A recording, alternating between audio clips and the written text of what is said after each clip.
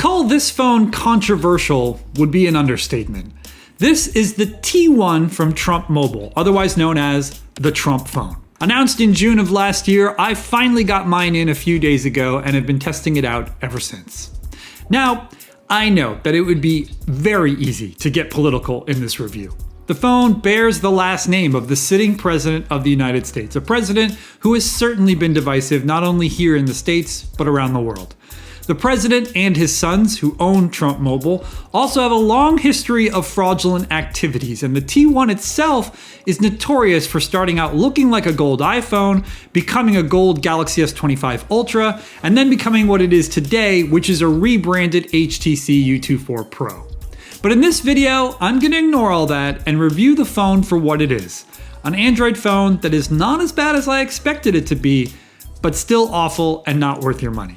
Let's first unbox the phone. The T1 comes in a very simple box with the Trump Mobile logo and this weird sticker that says the phone was proudly assembled in the USA, whatever that means. Inside the box is the phone itself, of course, but I'll talk more about that in a second.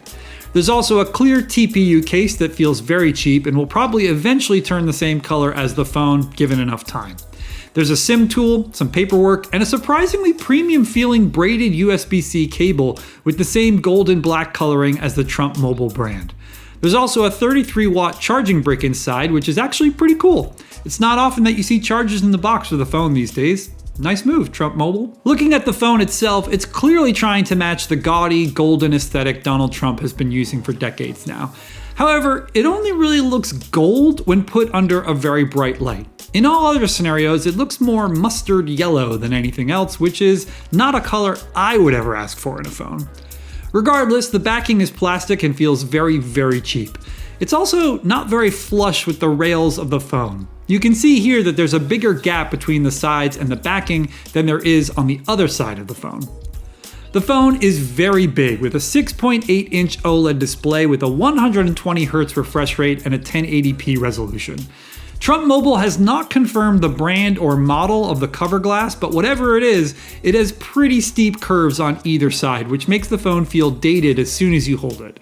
Pretty much every major smartphone maker is using totally flat displays these days, so it was certainly a throwback to hold a phone with curves this steep. There is an optical fingerprint scanner under the glass, but it's in that awkward, very low position that some companies do.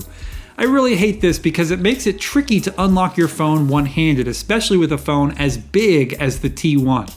This is a matter of personal preference though, so if you like your scanners low on the panel, you keep doing you. The volume rocker and power buttons are pretty nice, not mushy, nice click. Up top, you'll find a 3.5mm headphone jack, yet another thing I don't see often on phones anymore, especially ones that cost $500 like this one does. On the bottom, you've got the typical USB-C port, a speaker grill, and in here, you have a SIM tray that can hold either 2 physical SIM cards or 1 SIM card and 1 micro SD card. For those of you keeping track at home, that means this phone has the trifecta of attributes old school Android fans can't stop talking about. A charger in the box, a headphone jack, and a micro SD card slot. If those 3 things are still important to you, this is now an option. When you first power the phone on, you're greeted with a pretty minimal Trump Mobile boot screen. After that, it takes you into the standard Android setup wizard with no branding or other changes made. When you're through with that, you find a pre-installed wallpaper with yet another Trump Mobile logo. Surprisingly though, that's about it for the customization of the software. Pretty much everything else is just stock Android with no alterations at all. Honestly, with all the skinning Android phone makers do these days, it was refreshing to use a phone that was just bare bones basics. The only notable changes for this that you wouldn't find with a stock Android phone are 2 pre-installed apps.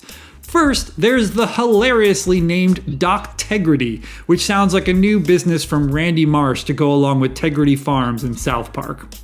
This app has a whopping 5,000 installs on the Play Store and partnered with Trump Mobile to offer telemedicine services to folks who buy the T1 and hook it up to a Trump Mobile SIM kit. I'll leave it to you to decide if you trust giving your medical information to a service with just 5,000 installs and under a dozen reviews, most of them negative, but if you ask me, I'd advise against it. The other pre-installed app is Truth Social, which is Donald Trump's Twitter clone. I'm not going to go into all that right now, but the good news here is that if you want to get rid of one or both of these pre-installed apps, they are totally uninstallable. There is one glaring problem here, and it's this. The T1 is running on Android 15 and the February 2026 security patch. That puts it almost 2 years behind in Android upgrades and worryingly out of date for security protection.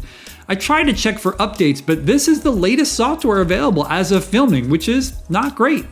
I couldn't find any info from Trump Mobile on how long it will support the software of the T1, so I can only assume that this is it, and it won't get any updates going forward, which is obviously very bad. Other specs for the T1 include a Qualcomm Snapdragon 7 Gen 3 processor, which came out in late 2023 and was pretty mediocre even back then. For context, you'll find that processor in many Chinese budget phones from a few years ago, such as the OnePlus Nord CE4. That phone only launched in the Indian market and had a price that started around the equivalent of $300 in 2024, or about $200 less than the T1 costs today in 2026. Anyway, the T1 also has 12 gigs of RAM and 512 gigs of storage, which ain't bad, especially considering we're in a RAM and SSD shortage crisis at the moment. There's a 5,000 milliamp hour battery which can charge at up to 30 watts with that charger in the box. Unfortunately, there is no wireless charging, which is pretty disappointing for a $500 phone. And finally, let's talk cameras. There are 3 lenses on the back along with yet another Trump Mobile branding. A 50 megapixel wide, 50 megapixel telephoto with 2x optical zoom, and an 8 megapixel ultra wide. The ultra wide is awful, and you can really see it when you switch from the main lens to the ultra wide. It's impossible not to see the drop in quality when you do this. The main and the telephoto, though, aren't too bad. The camera app is also pretty stacked with features including night mode, portrait mode, and even a pro mode for you to get really granular with your settings. Also, I'm sure you've already noticed the T1 watermark that's on all the photos you see here. You can turn that off if you want, but it's on by default when you take the phone out of the box. Video recording goes up as high as 4K 30. If you want 60 frames per second, you'll need to drop down to 1080p, which is unfortunate. Likewise, if you want HDR to be active, you can't go up to 4K.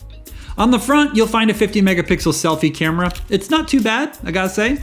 Nothing to write home about, but certainly not terrible. It even has a beauty filter. I look amazing. Okay, so let's talk bigger picture here.